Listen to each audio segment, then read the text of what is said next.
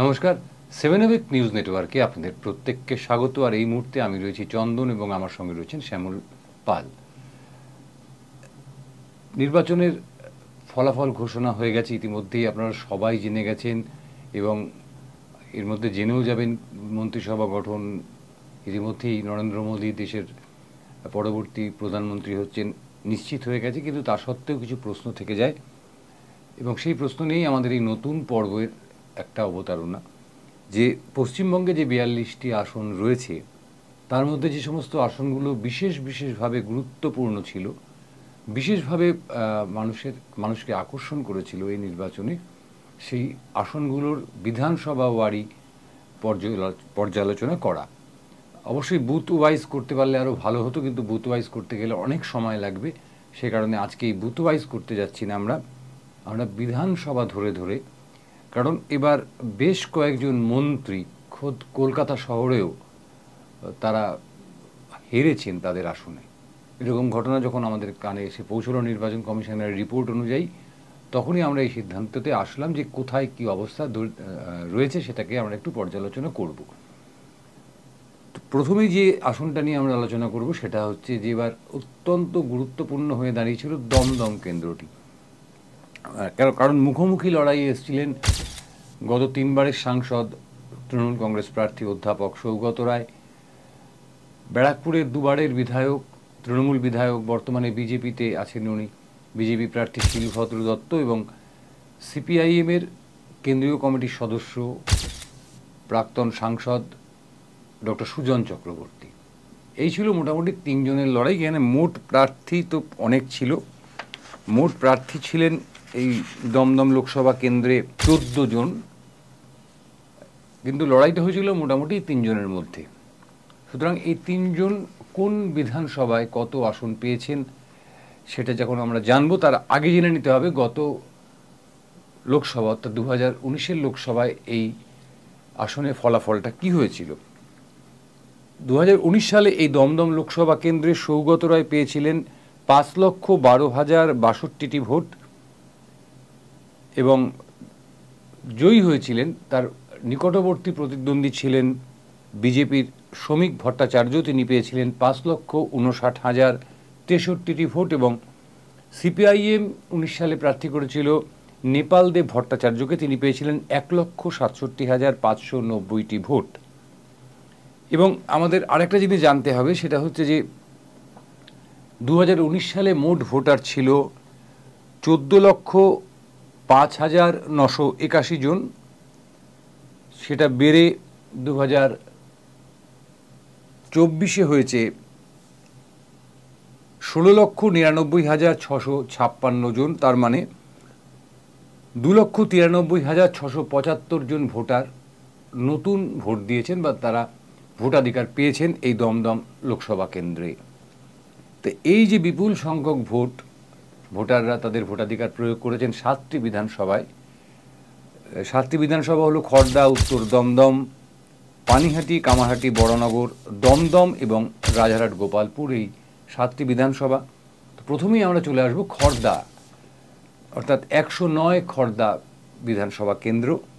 এই 109 খড়দহ বিধানসভা কেন্দ্রে আমরা দেখতে পাচ্ছি যে সৌগত রায় পেয়েছেন 81,000 ভোট। সৌগত রায় পেয়েছেন 81,000 ভোট। শিলভদ্র দত্ত পেয়েছেন 70,028টি ভোট এবং সুজন চক্রবর্তী পেয়েছেন 32,719টি ভোট। অর্থাৎ খড়দা বিধানসভা আসনে সৌগত রায় তার নিকটতম প্রতিদ্বন্দ্বী শিলভদ্র দত্তের থেকে 10,972 ভোটে এগিয়ে গেছিলেন। এবার আমরা চলে আসবো 110 দমদম উত্তর। এই দমদম উত্তর বিধানসভা কেন্দ্রটিকে বামেদের ঘাঁটি বলা হতো, কিন্তু এই ক্ষেত্রে তার কোনো প্রভাব দেখতে পাচ্ছি না। ফলে এখানে বিজেপি প্রার্থী শিলভদ্র দত্ত পেয়েছেন 80,115টি ভোট। সিপিআইএম প্রার্থী সুজন চক্রবর্তী পেয়েছেন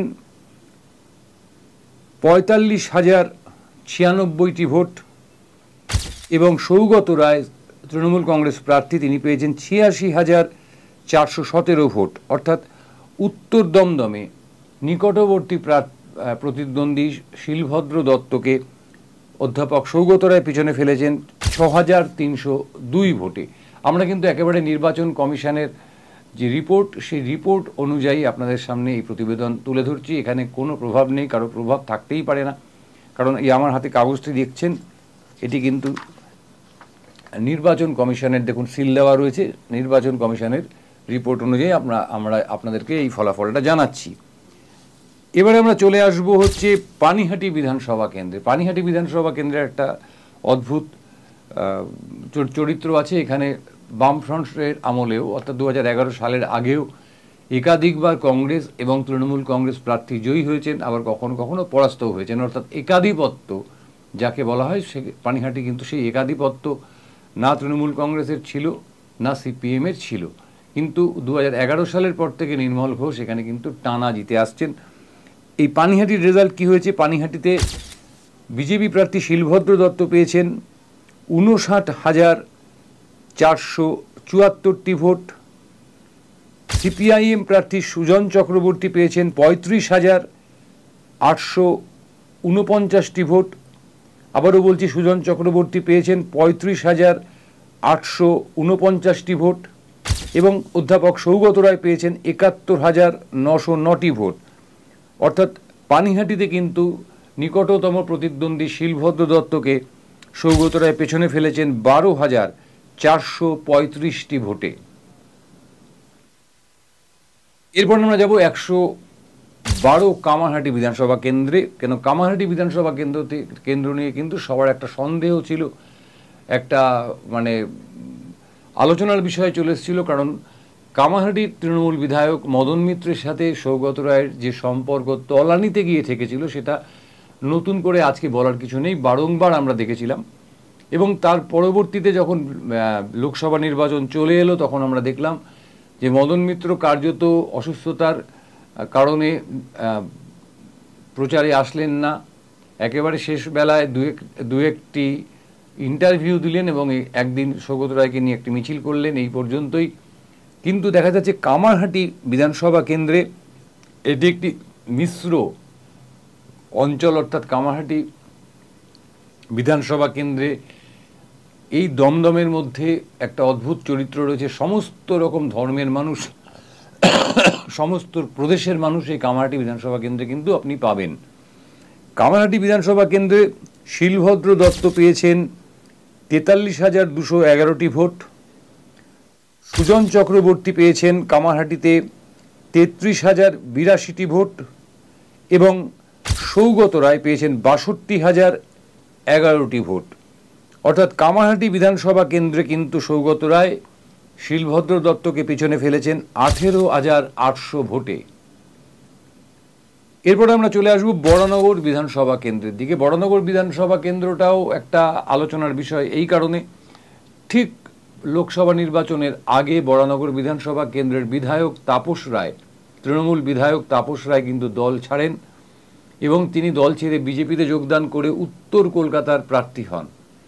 সেই ক্ষেত্রে একটা চিন্তার ভাঁজ ছিল তৃণমূল নেতৃত্বের মাথায় যে কি হবে বরানগরে। কারণ বিধায়কের যে একটা ভূমিকা থাকে, সেই ভূমিকা থেকে কিন্তু বঞ্চিত থেকে যে বরানগর, কারণ বরানগরে একই সাথে দুটো নির্বাচন হয়েছে, বিধানসভা এবং লোকসভা, যার ফলে বরানগরে যারা নেতৃত্ব, তৃণমূল নেতৃত্ব, তাদের দুটো ভোট করতে হয়েছে একসাথে, একদিকে বিধানসভার নির্বাচন, একদিকে লোকসভার নির্বাচন। এবং উল্লেখযোগ্যভাবে বরানগর বিধানসভায় দুটি আসনেই কিন্তু, অর্থাৎ লোকসভা এবং বিধানসভার দুটি আসনেই কিন্তু তৃণমূল কংগ্রেস লিড পেয়েছে। আমি এবার বরানগর হিসাবটা দেই আপনাদেরকে। বরানগর বিধানসভায় শিলভদ্র দত্ত পেয়েছেন 57,450টি ভোট, সুজন চক্রবর্তী পেয়েছেন 29,572টি ভোট এবং সৌগত রায় পেয়েছেন 69,427টি ভোট। বরানগর কেন্দ্রের থেকে সৌগত রায় লিড পেয়েছেন 11,977টি ভোটের। এবারে চলে আসবো আমরা দমদম। ব্রাত্য বসুর কেন্দ্র, রাজ্যের অত্যন্ত গুরুত্বপূর্ণ মন্ত্রী এবং তৃণমূল কংগ্রেসের শীর্ষ নেতৃত্বের অন্যতম ব্রাত্য বসু। সেই ব্রাত্য বসুর যে বিধানসভা, সেই বিধানসভার থেকে শিলভদ্র দত্ত বিজেপি প্রার্থী, তিনি পেয়েছেন 698টি ভোট। সুজন চক্রবর্তী সিপিআইএম প্রার্থী, তিনি পেয়েছেন 32,714টি ভোট এবং তৃণমূল কংগ্রেস প্রার্থী অধ্যাপক সৌগত রায় পেয়েছেন 80,289টি ভোট। তার মানে দমদম বিধানসভা কেন্দ্র থেকে কিন্তু সৌগত রায় এগিয়েছিলেন 9,551টি ভোটে। সব শেষে যেটা আসবো, 117 রাজারহাট গোপালপুর বিধানসভা কেন্দ্র। অদিতি মুন্সি, আপনারা সকলেই জানেন অদিতি মুন্সি একজন প্রখ্যাত সঙ্গীত শিল্পী এবং তার স্বামী একজন প্রভাবশালী তৃণমূল কংগ্রেস নেতা, যুব তৃণমূল কংগ্রেস নেতা, এবং পাশাপাশি তিনি বিধাননগর পৌর নিগমের একজন সিআইসি মেম্বার, যার ফলে তার প্রভাব প্রতিপত্তি সারা উত্তর 24 পরগনা জেলা জুড়ে রয়েছে। সেই বিধানসভা কেন্দ্রে গিয়ে কিন্তু একটা অদ্ভুত ফলাফল আমরা লক্ষ্য করলাম। রাজারহাট গোপালপুরে শিলভদ্র দত্ত বিজেপির, তিনি পেলেন 75,162টি ভোট। সুজন চক্রবর্তী সিপিআইএম প্রার্থী পেলেন 30,386টি ভোট এবং অধ্যাপক সৌগত রায় রাজারহাট গোপালপুরে পেলেন 75,236টি ভোট। অর্থাৎ রাজারহাট গোপালপুরে গিয়ে কিন্তু সৌগত রায় কার্যত ধাক্কা খেলেন। মাত্র 74 ভোটে এখানে কিন্তু সৌগত রায় শিলভদ্র দত্তকে পিছনে ফেললেন। তাহলে সব মিলিয়ে কি হলো? সব মিলিয়ে হলো সৌগত রায়ের গত নির্বাচনে সৌগত রায়ের জয়ের ব্যবধান কত ছিল? গত নির্বাচনে সৌগত রায়ের জয়ের ব্যবধান ছিল 53,002 ভোট। আবারও বলি, কিন্তু এই ভোটটা যে এই ভোটের যে ব্যবধান, তার সঙ্গে কিন্তু আমাকে মাথায় রাখতে হবে যে এই লোকসভা কেন্দ্রে কিন্তু 2,93,675 জন ভোটার অতিরিক্ত ভোট দিয়েছেন, মানে তাদের নাম ছিল ভোটার লিস্টে। সুতরাং পার্সেন্টেজের হিসেবটা বদলে যাবে। এই নির্বাচনে সৌগত রায় জয়লাভ করলেন 70,660 ভোটে। এখানেই সবচেয়ে বড় পর্যালোচনার বিষয় যে তিনি তার ভোটের মার্জিন বাড়ালেন, অর্থাৎ গত নির্বাচনে তিনি যে পার্সেন্টেজ অফ ভোট পেয়েছিলেন তার থেকে তিনি পার্সেন্টেজ বলবো না, তিনি যে ভোটটা পেয়েছিলেন তার থেকে এবার অনেক বেশি ভোট পেলেন। 53,000 ভোট, সেখান থেকে 70,660, অনেকটা বেড়ে গেল। কিন্তু যদি দেখি যে পার্সেন্টেজ অফ ভোট, সেখানে কিন্তু সৌগত রায়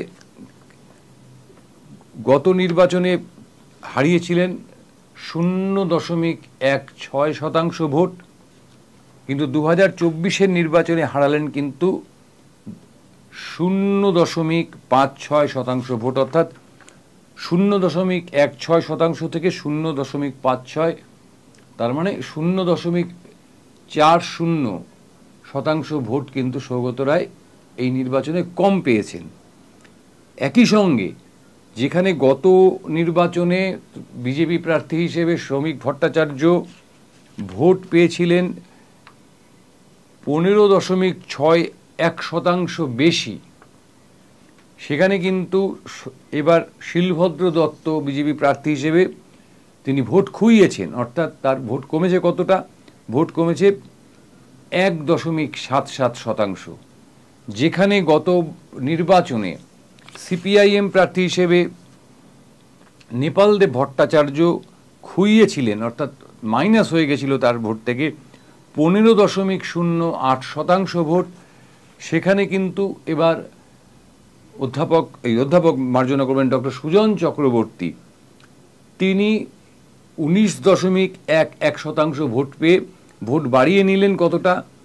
5.2%। অর্থাৎ আসন্ন বিধানসভা নির্বাচন, অর্থাৎ এক বছরের মধ্যে যে নির্বাচন হতে চলেছে বিধানসভা 2026 সালে, তার আগে কিন্তু এই ফলাফলগুলো যারা সেফোলজিস্ট, যারা ভোটের অঙ্ক নিয়ে হিসেবপত্র করেন, তারা অত্যন্ত মাথা ঘামাবেন। কারণ এই যে বিধানসভা ওয়ারি যে আমি হিসেবটা দিলাম, আমি নিশ্চয়ই আরেকদিন আরও বড় করে আলোচনা করব, সেদিন আপনাদের সঙ্গে 2021-এর বিধানসভা নির্বাচনে এই কেন্দ্রগুলোতে প্রত্যেকটি কেন্দ্রে তৃণমূল কংগ্রেস প্রার্থী জয়লাভ করেছিলেন, তাদের জয়লাভের ব্যবধান কত ছিল।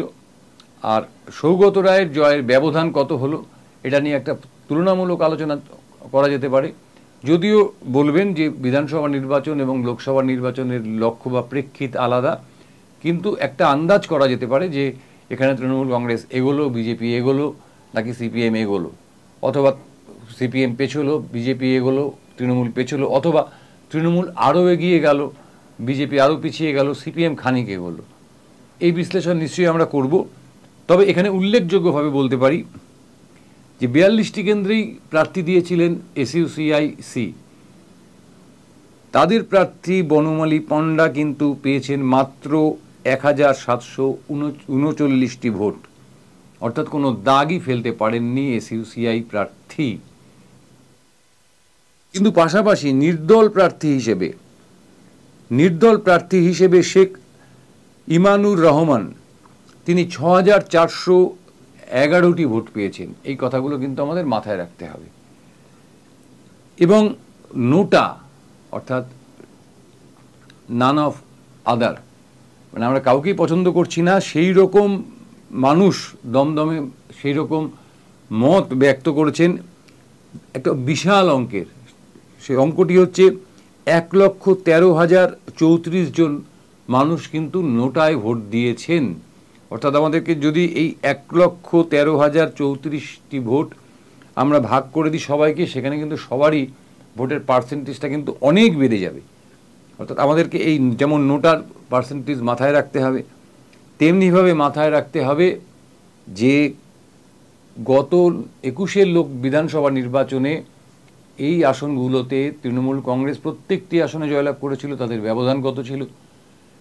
লোকসভা নির্বাচন প্রেক্ষিত আলাদা, লক্ষ্য আলাদা, উদ্দেশ্য আলাদা। কিন্তু আমাদের রাজ্যে যে নির্বাচনটা হয়ে গেল সেখানে কিন্তু কার্যত বিধানসভা নির্বাচনেরই প্রচার মূলত হয়েছে। সেখানে কেন্দ্রীয় যে সমস্যা, সেই সমস্যাগুলোর আলোচনার থেকে রাজ্যের সমস্যা নিয়ে বেশি আলোচনা হয়েছে। রাজ্যের বিরোধিতাই বেশি, মানে ধরুন রাজ্য সরকারের বিরোধিতাই বিরোধীরা বেশি করেছে কেন্দ্রীয় সরকারের বিরোধিতা করার চাইতে, এবং রাজ্যের উন্নয়নটাকেই রাজ্যের শাসক দল সামনে এনেছেন বেশি করে করে।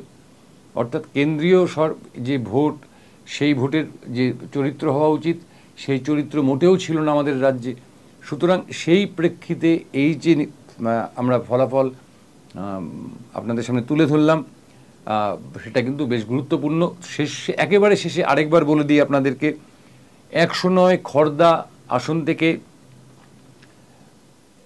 বিজয়ী প্রার্থী সৌগত রায় এগিয়েছিলেন 10,972টি ভোটে। 110 দমদম উত্তর বিধানসভা কেন্দ্র থেকে সৌগত রায় এগিয়েছিলেন 6,302 ভোটে।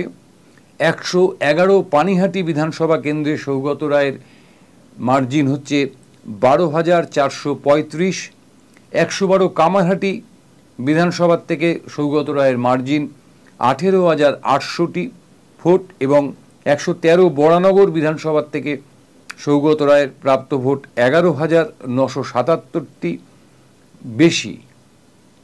114 দমদম বিধানসভার থেকে সৌগত রায় লিড পেয়েছেন 9,551টি ভোটে, এবং রাজারহাট গোপালপুরের থেকে কিন্তু সৌগত রায় লিড পেয়েছেন মাত্র 74টি ভোটে। এখানে একটা উল্লেখযোগ্য বিষয় হচ্ছে, আপনারা যদি এই বিধানসভাগুলোকে খেয়াল করেন, যে যেখানে সংখ্যালঘু মানুষের বসবাস বেশি, অর্থাৎ যেমন ধরুন খড়দা গ্রামীণ যে খড়দা, সেখানে সংখ্যালঘু মানুষের একটা প্রভাব রয়েছে, সেখানে কিন্তু সৌগত রায়ের মার্জিন বেশি। উত্তর দমদমের একটা অংশ রয়েছে, সেই অংশে কিন্তু সংখ্যালঘু মানুষের বসবাস বেশি, সেখানেও সৌগত রায়ের মার্জিন বেশি। কামারহাটি সবচাইতে বেশি বলা হয় সংখ্যালঘু মানুষের বসবাস, সেখানে সৌগত রায় সবচাইতে বেশি ভোটের লিড নিলেন 18,800 ভোটে। এবং বরানগরেরই একটি অংশে সৌগত রায় লিড নিলেন অত্যন্ত বেশি, অর্থাৎ আপনার দক্ষিণেশ্বর, আলমবাজার ইত্যাদি অঞ্চলে, যেখানে সংখ্যালঘু মানুষ এবং আপনার অন্যান্য সম্প্রদায়ের মানুষের বসবাস সবচাইতে বেশি। কিন্তু সবচাইতে কৃতিত্বের জায়গা যেটা বলবো, সবাই যেটাকে নিয়ে চিন্তিত ছিলেন, পানিহাটি, সেখানে অন্তর্দ্বন্দ্ব, সেখানে পৌরসভার যে অপদার্থতা, এসব নিয়ে আলোচনা হচ্ছিল, সেই পানিহাটি যেখানে সংখ্যালঘু ভোটের পার্সেন্টেজ এখনও কষা হয়নি, কারণ সেভাবে পানিহাটিতে কখনো ভোট হয় না, সেইখানে পানিহাটিতে দাঁড়িয়ে 12,435 ভোটে লিড নেওয়া, এটা কিন্তু কৃতিত্ব দিতেই হবে স্থানীয় নেতৃত্বকে।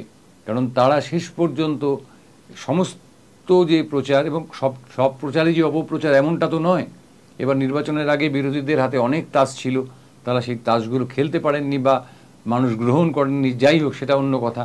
কিন্তু তার মধ্যে থেকে পানিহাটির থেকে যে সৌগত রায়কে 12,435 ভোটে লিড দিতে পেরেছেন, এটা কিন্তু পানিহাটির নেতৃত্বকে, পানিহাটির তৃণমূল নেতৃত্বকে, তৃণমূলের উচ্চ নেতৃত্বের উচিত প্রশংসা করা।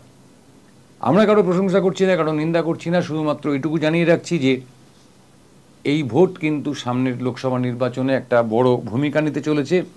সেখানে দাঁড়িয়ে থেকে কিন্তু আমরা বলতে পারি যে পার্সেন্টেজ হিসেবে দমদম লোকসভা কেন্দ্রে তৃণমূলের ভোট কমেছে, বিজেপির ভোট কমেছে এবং সিপিআইএমের ভোট উল্লেখযোগ্যভাবে বেড়েছে।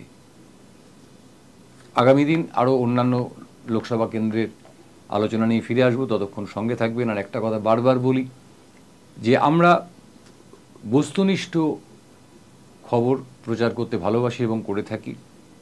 আমরা নিজেদেরকে কোনো অন্যভাবে ভাবি না, আমরা মনে করি আমরা একটি বিকল্প সংবাদ মাধ্যম, যে বিকল্প সংবাদ মাধ্যমের মধ্য দিয়ে আপনারা সঠিক তথ্য এবং সঠিক খবর আপনাদের কাছে পৌঁছে যায়। এবং এই যে বিকল্প সংবাদ মাধ্যম, এটিকে আপনাদের যদি পছন্দ হয় আমাদের সংবাদ পরিবেশন, আমাদের বিভিন্ন অনুষ্ঠান, তাহলে অবশ্যই আমাদের চ্যানেলটিকে সাবস্ক্রাইব করবেন। কারণ একমাত্র বিজ্ঞাপনহীন চ্যানেল 7 অ্যাওয়েক নিউজ নেটওয়ার্ক কিন্তু আপনাদের আশীর্বাদ, আপনাদের ভালোবাসার উপরেই নির্ভর করে। সকলে খুব ভালো থাকবেন। জয় হিন্দ।